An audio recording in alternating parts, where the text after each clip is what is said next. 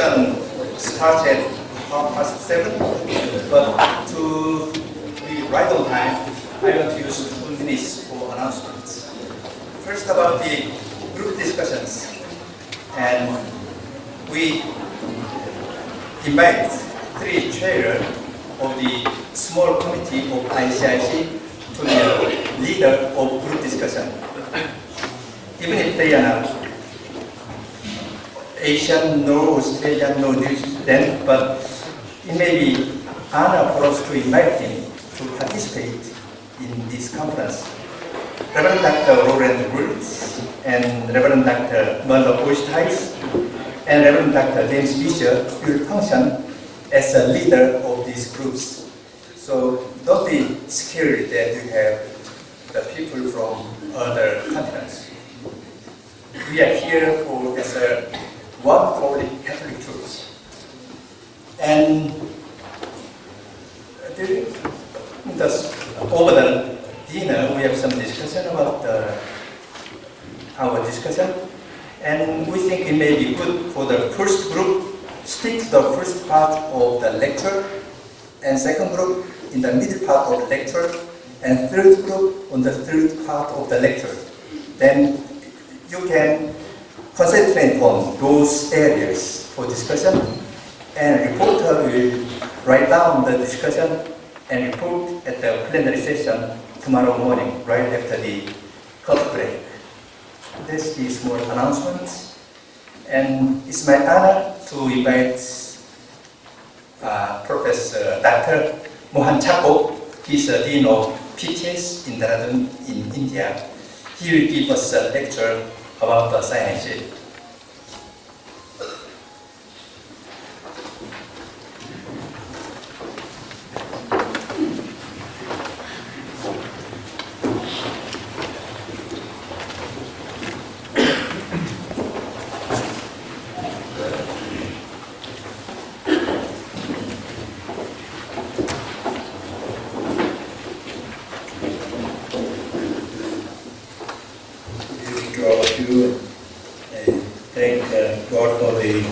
Privilege he has given me to address you this evening.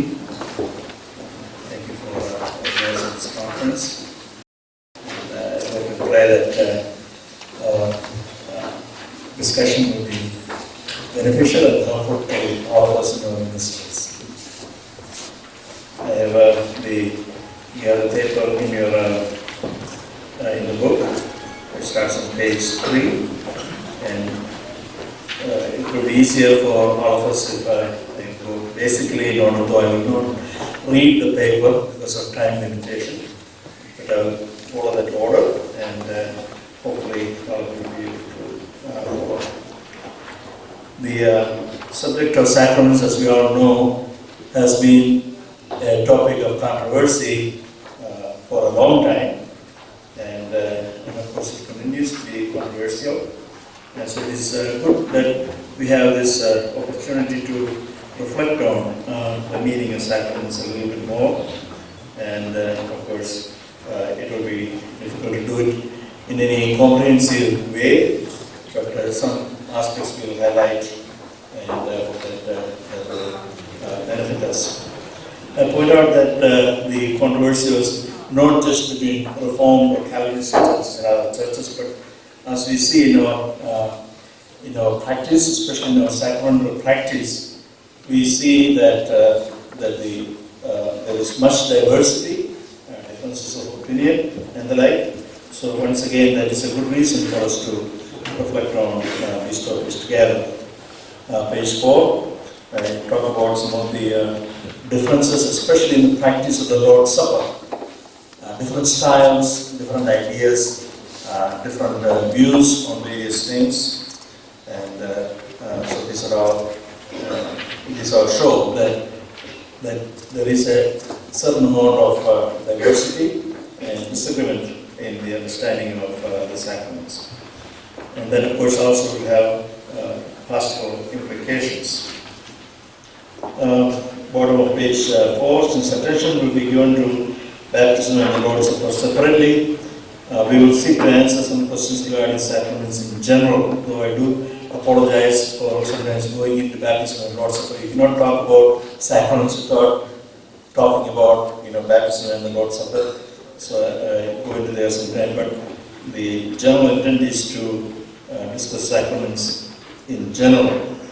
Some of the questions there that we are going to discuss: what is a sacrament? What is its page 5?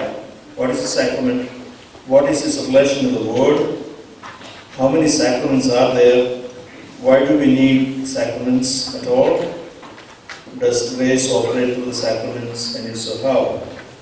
What is the role of faith in the communication of grace? What contextual adjustments may be made, if any, in the administration of sacraments? These are some of the questions, not all of them taken fully, but these are some of the questions that we hope to discuss. The first part, sacraments, definition and distinctions. The first question we must ask is whether we can talk about theology of sacraments at all in the Bible. Of course, as we all know, the term sacrament is not a biblical term in the sense that it does not come from the Bible, that it is more from the culture that we get this term from the Latin for mystery. And page 6, but that should not really bother us much. The term itself is absent in the Bible. It should not be seen as a great problem. There are other terms like that, as we know, Trinity, for example, which is not found in the Bible. But we can formulate a doctrine of the Trinity from the Scripture. But the question here is, what exactly constitutes in a sacrament? That's the problem. While the absence of the term in the Bible itself is not a problem, a theological definition of the term becomes a problem. Who determines that there is a class of things called sacraments, and how many things are in that class? It is at this point that our discussion becomes somewhat arbitrary. Then we have to rely on the historical usage of the term to understand its meaning. Page 7. Keeping the danger of arbitrariness in mind, we may cautiously proceed to construct a theology of sacraments and try to locate baptism and the Lord's Supper in it. My own approach will be to gain a general understanding of signs, symbols, rites, etc. in the Scripture, and from there derive a narrow meaning of the sacraments. This approach, I believe, reduces the element of arbitrariness in defining sacraments. Further, it reflects the wider and narrower meanings of sacrament as understood by the early church and even by Calvin. So, what we're going to do is, first we'll look at the general sacramental character of biblical revelation, and then narrow it down, make distinctions, and then see where baptism and the Lord's Supper fit. Rather than starting with the definition that sacraments are such and such, and that would be more arbitrary. So we're going to look at from the whole. We may observe from Scripture, page 8, that certain things in creation are employed by God to teach, communicate, or establish God's special revelation. This is true from the Garden of Eden itself, where certain trees were designated as the tree of the knowledge of good and evil, or the tree of life. These trees, located prominently in the garden, symbolized certain truths to Adam and Eve, serving as symbols of God's presence and God's word. But these trees and their fruits are more than mere external symbols. Partaking of their fruits actually put into effect what was promised or threatened, namely life or death. In a way, the garden itself can be considered as symbolic of God's presence and fellowship with mankind. Later on, of course, in biblical revelation, we see numerous other signs and symbols that can be called sacramental. The rainbow, circumcision, feast, etc. And in the New Testament, we have baptism, the Lord's Supper, of course, but also other things such as love feast, washing of feet, anointing the sick with oil, ordination, marriages, various rituals like that in the New Testament also we see. All these point to something beyond the act or thing itself.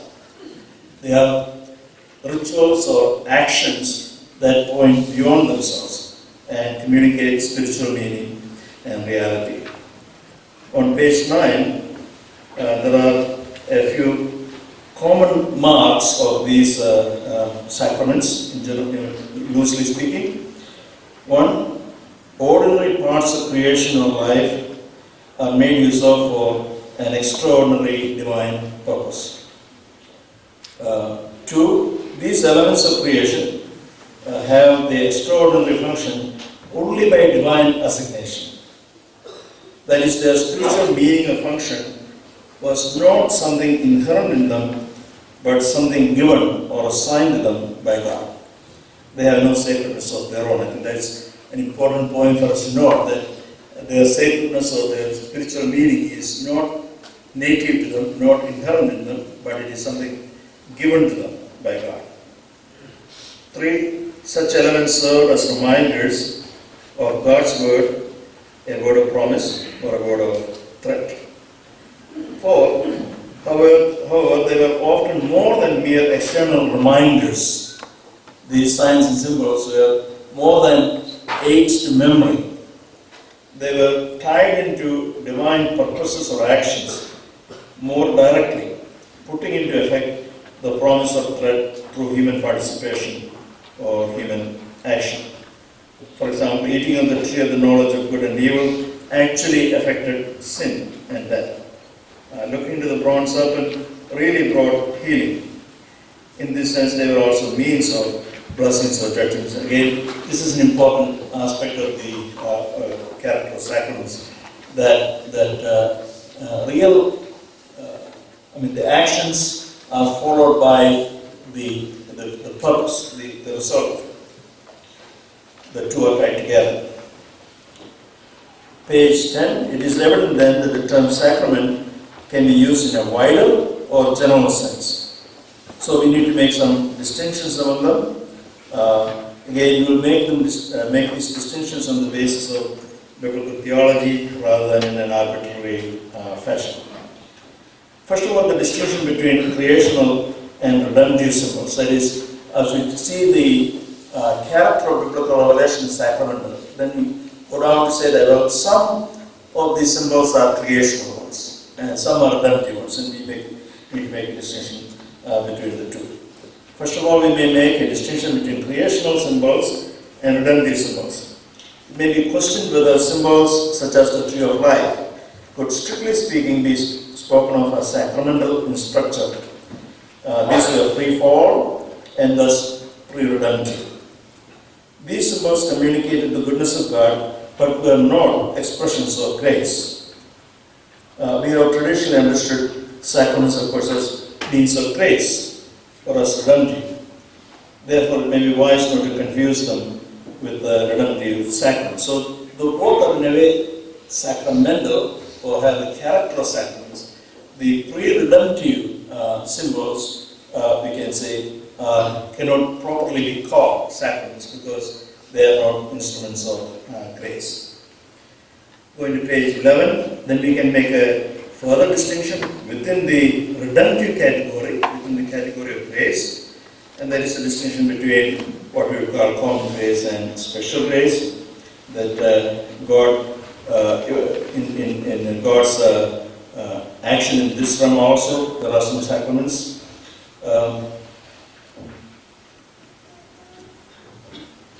God's grace in Christ operates beyond the elect mankind as a whole and to the whole creation in His protection, preservation, and provision.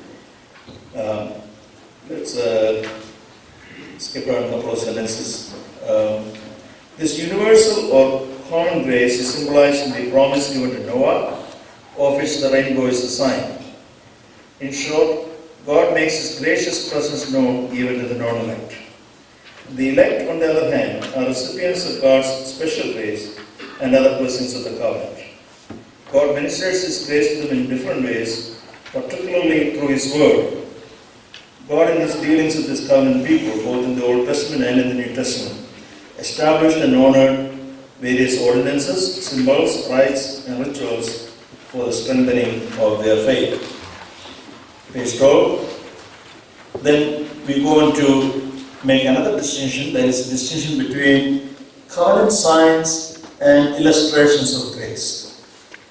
So within the sphere of grace, we distinguish between common grace and special grace. But within the operation of special grace, I think we can talk about covenant signs and illustrations of grace. One more distinction needs to be made. This one is related to a perplexing question that has troubled the church for centuries. That is, whether all rites, rituals, and ordinances established for the sake of the elect are sacraments. In other words, how many sacraments are there? To this question, Protestant churches have given a different answer than the Roman Catholic and the Eastern churches. The Roman Catholic Church officially declared that there are 7 sacraments discerned by the Church in the power of the Spirit as instituted by the Lord. And basically said that anyone who holds to a different number, they are anathema, that's anathema. The question is, why limit the number to 2? Page 13. Why limit the number to 2, or why stop at 7? The answer should depend on the definition of sacraments. That is to say, what is a sacrament? But it is not as simple as that. There are many differences between Roman Catholics and Protestants in the doctrine of sacraments. However, the strange thing is that on the main points there is considerable agreement between the two. Both agree that 1, sacraments are instituted by God, Christ. 2, they are signs of grace. 3, they communicate and seal grace to believers. If you look at footnote number 8, you see the definitions there in the Catechism of the Catholic Church as well as from the Reformed documents, and you see that there is considerable agreement on these points. In spite of this basic agreement, page 14, disagreement about the number of sacraments continues. Reformed theology in general has emphasized institution by Christ as the criterion to decide which are the true sacraments. The Roman Catholic Church agrees but comes up with a different number. So both appeal to the institution by Christ, but they come up with 2 different numbers. Comes up with a different number. So we may ask if institution by Christ alone is an adequate criterion for the discussion, for the distinction. To explore this further, we may examine 2 biblical ordinances in a more detailed way, that is Christian marriage, which is counted as a sacrament by the Roman Catholic Church, and washing of feet, which is not counted as a sacrament either by the Roman Catholic Church or by Protestants.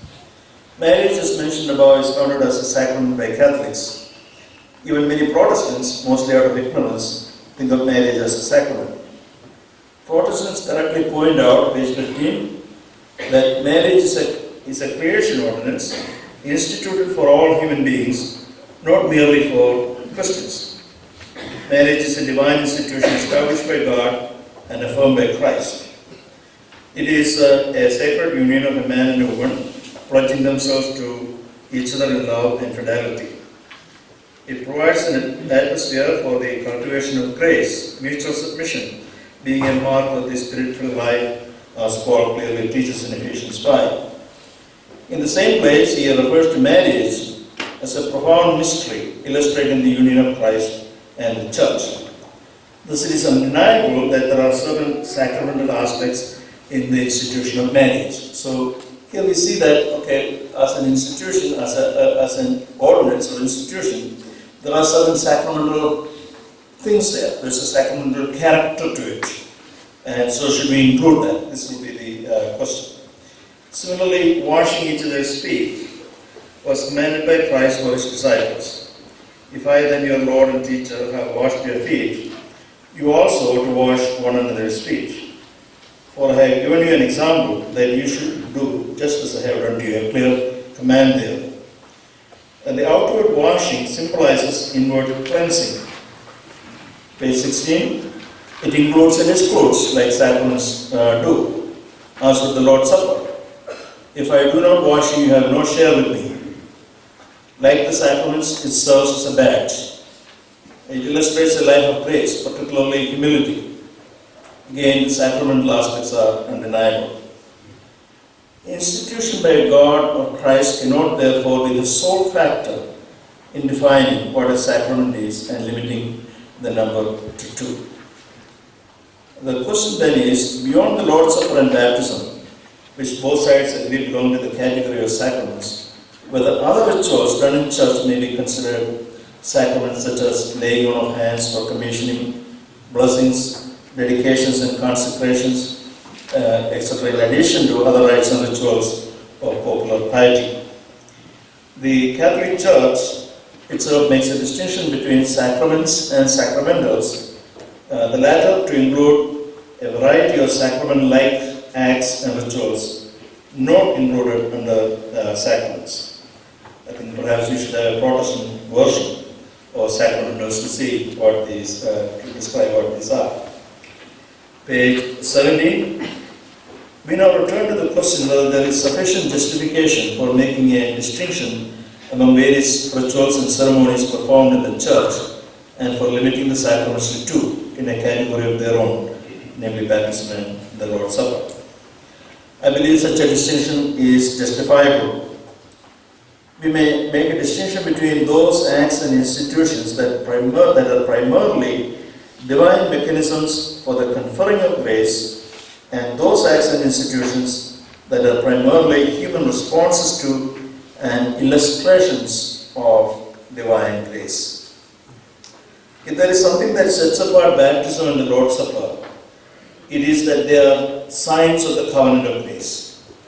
The Westminster Confession of Faith highlights this aspect when it states that sacraments are holy signs and seals of the covenant of grace. They point to Christ, and Christ is communicated to them. They are not merely rites, rituals, or institutions illustrating grace.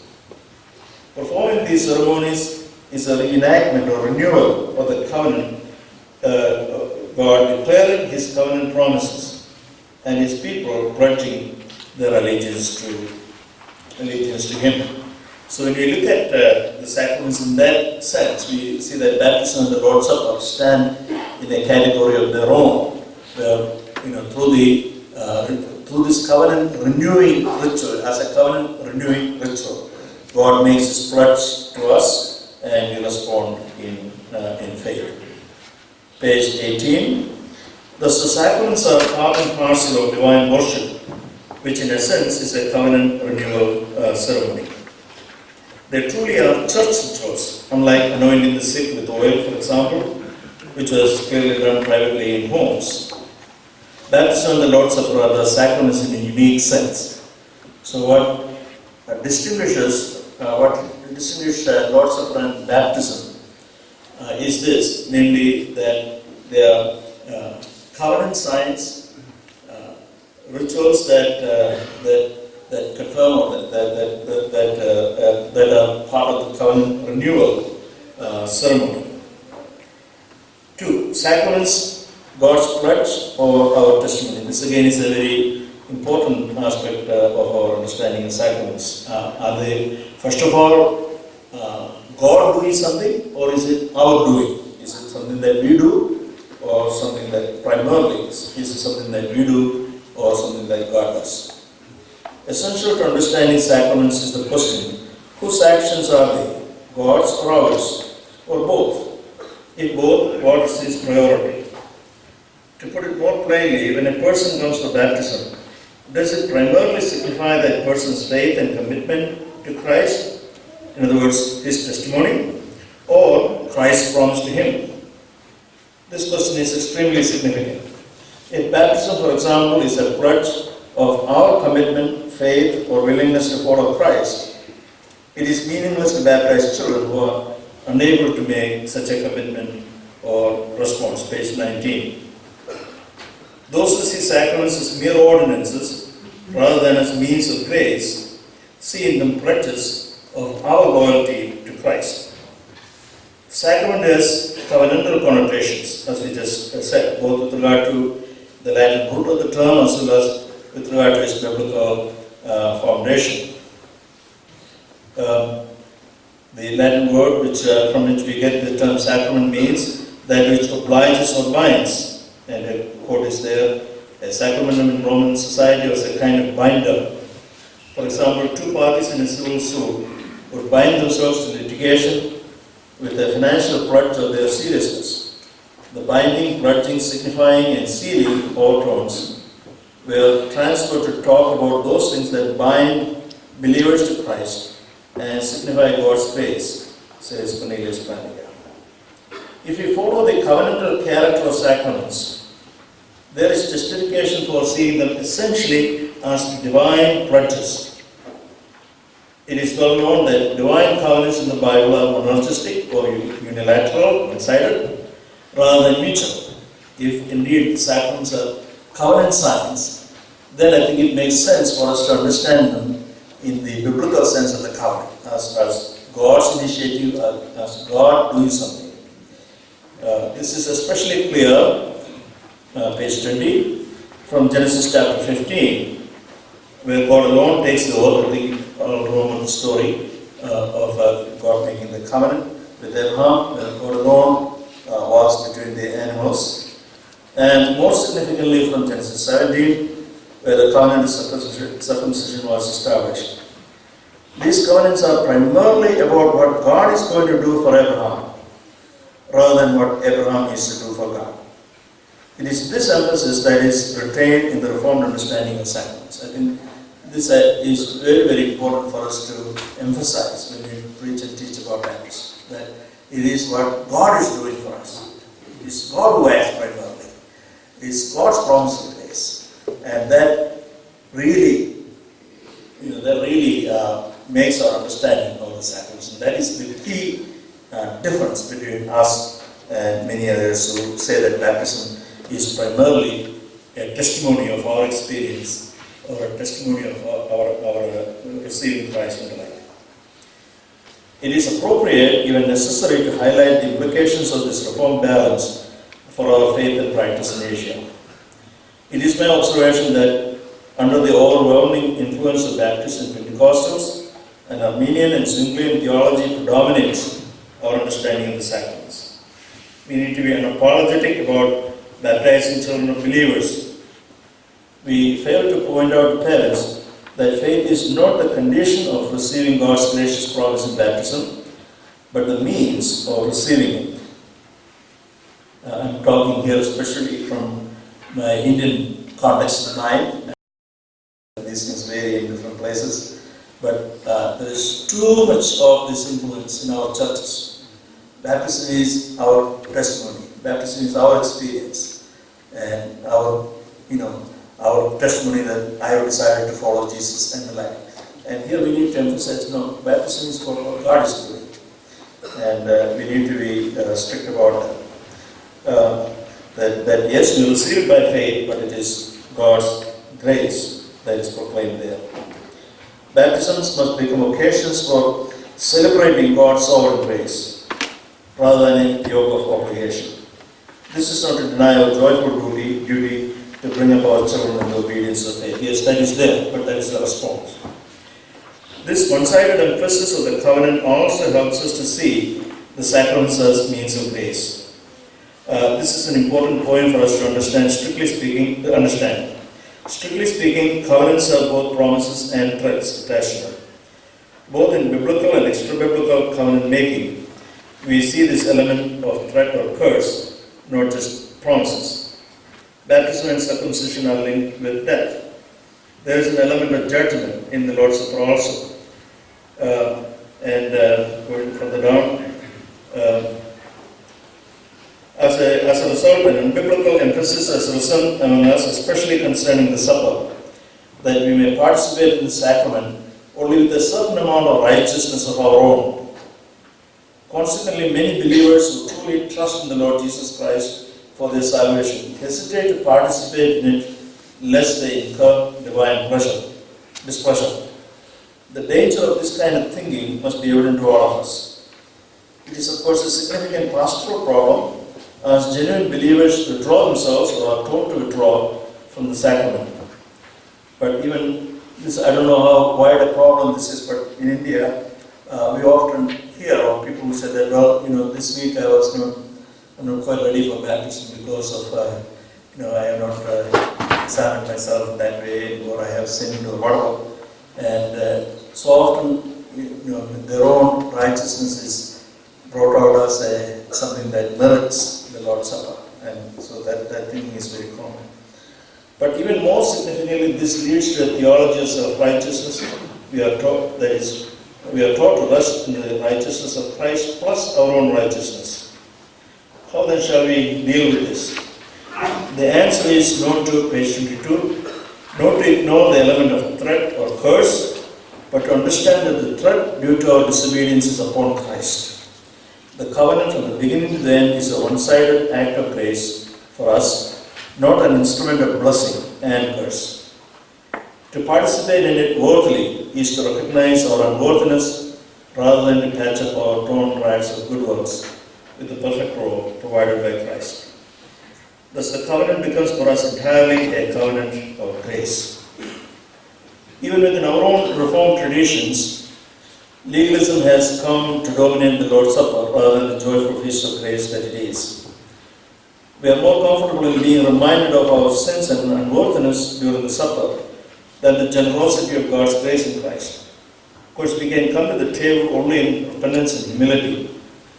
However, the experience of God's grace in the supper must help us turn our eyes not to ourselves and the ugliness of our sin, but to seeing and celebrating the beauty of God's grace. The emphasis on divine action, however, does not eliminate the significance of human response. Again, this is true to the nature of the covenant. Abraham believed the Lord, and he counted it to him as righteousness. Abraham's faith is a response to God's promise of grace rather than a condition for receiving grace. The response of faith presupposes the promise of grace, not vice versa. The divine act of giving of grace and the human response of receiving it by faith are not mutually exclusive. This balance is beautifully kept in John Calvin's theology of the sacraments. In the Institutes, he defines the sacrament as an outward sign by which the Lord seals on our consciences the promises of His goodwill toward us, and we in turn attest our piety toward Him in the presence of the Lord and of His angels before men. Next paragraph. What is the role of faith in the efficacy of the sacraments? Roman Catholic theology clearly taught the idea of ex opere. The expression means by the very act being performed. That is, sacraments have efficacy in their very administration, provided there is no impediment, no hindrance, page 24, from the recipient. Countering this view, Protestants emphasize that the efficacy of sacraments is linked to human faith, or more accurately, on the result of the work of the Holy Spirit, along with the Word. If the Spirit be lacking, the sacraments can accomplish nothing more than the splendor of the sun shining upon blind eyes, or a voice sounding in deaf ears. The sacraments profit not a bit without the power of the Holy Spirit, says Calvin. We're going to skip to Word and Sacraments on page 25. Page 25. The relationship of the Word to the sacraments also has been controversial. Reformed theology has been accused of making sacraments secondary or even non-essential. It has been alleged, perhaps not without reason, that the Reformed tradition subordinates and devalues the role of sacrament in relation to the Word.